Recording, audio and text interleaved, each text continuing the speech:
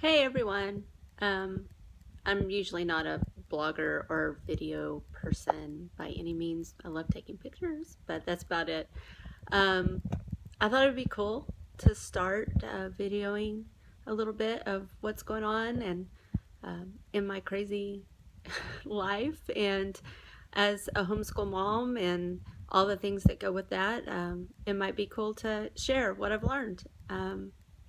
I've homeschooled, oh my gosh, this is 11 years.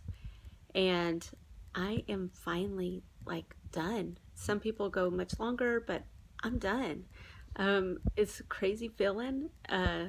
Gosh, you kind of don't know what to do. Like, usually by now, I'm planning for next year, I'm buying books, I'm doing, research, trying to figure out what would be best for my kids. And I'm not doing that. And that's kind of a crazy feeling. It's kind of a crossroads, what do you do now? But I thought it'd be cool to go ahead and share a little bit of my experience and what it was like, what I did for my kids, and maybe someday somebody would see this and figure out, maybe what they need to do for their kids. So I thought it would be neat to share. Um, the whole reason I started homeschooling was for my son.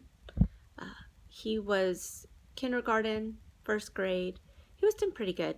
I mean, he had some difficulties. I saw him falling in the cracks. I was a teacher, I was a public school teacher, and taught in the same school that he was in. So I was able to see those things, know what the teacher's teaching, know what to expect, and then realize, you know what, he's just not grasping it. Maybe it's the way it's being delivered, maybe it's the curriculum, not sure what's going on. But realized at that point that I needed to do something extra, and began to really, I had to really pray about it. I mean, as a public school teacher, thinking, oh my gosh, I'm might be homeschooling, was a huge shift, from my training to bringing it home. So I literally prayed for a whole year. Um, and at the end of the year, I was like, this is something I need to do for my kid. And it was a huge adjustment, huge. From dual income family to all of a sudden a one income family. That was a huge adjustment. But my husband and I both felt like that it was time for us to make a change. And so we did that. We did it for him. So started homeschooling him in second grade. And it was definitely a big shift. I tried to make a classroom. I had a bulletin board. I had a schedule. I had, how often we would do what subject. I had all sorts of things. And all of a sudden, my dining room changed into a schoolroom.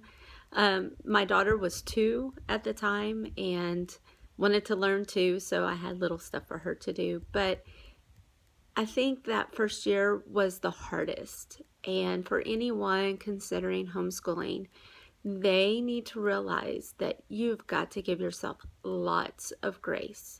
And the idea of what you think homeschooling is and what it actually turns out to be could be completely different. And it was for me. It was completely different. The structure that I tried to implement from the classroom into my home really didn't work. My son was not responding, and I realized that I was doing the same thing that the schools were doing and getting the same result. So it was time for me to make a change. So I did. I eventually took down the bulletin board. I made the classroom, our whole house, our car, everywhere we went. I made it a classroom. I, taught him everything in every room of our house.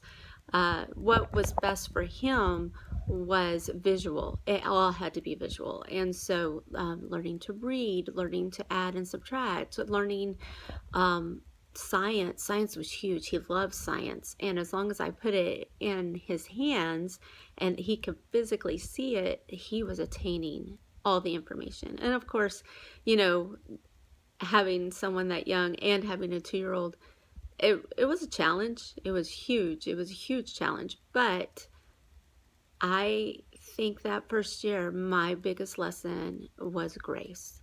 Give myself lots of grace. And so, for anyone just starting out, especially your first year, you're feeling inadequate, or you don't think that you have the right curriculum, or you just don't know where to begin, I would say find a homeschool group. First off, a play group or a co-op or some sort of group that can give you insight and help. And never, ever, ever be afraid to ask questions. Ever. I asked so many questions, and there were so many times I heard other conversations, and I would just lean over a little bit more just so I can hear what they were doing, what they were using, and it gave me so much insight and gave me so much help. I didn't mind interrupting conversations. Some people were probably irritated by me, but I was like, you know what? These are my kids.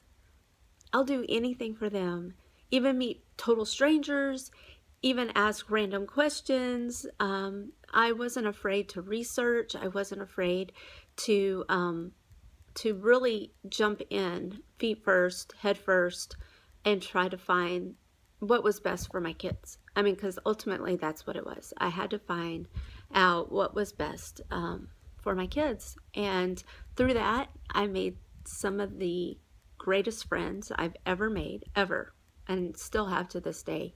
And although we all don't do the same stuff, we still have a great relationship with each other.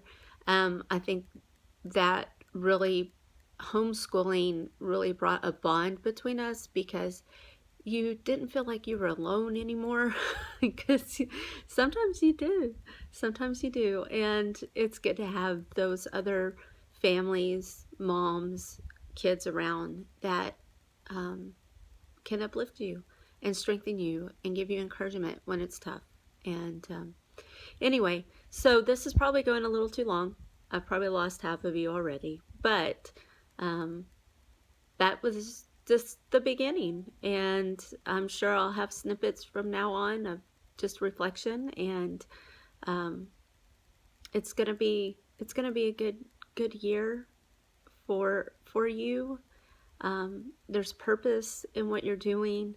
I know it's hard, but you can do it. You can do it. I feel like, if God has brought you to it, He'll get you through it. So absolutely, positively, He brought me to it. He's got me through it. And now my son that was in second grade is a senior and will be taking all college classes next year. So it's definitely different. It's a good journey. It's a good journey, and I wouldn't have traded it for the world. So I'm going to sign off for now, and have a blessed day.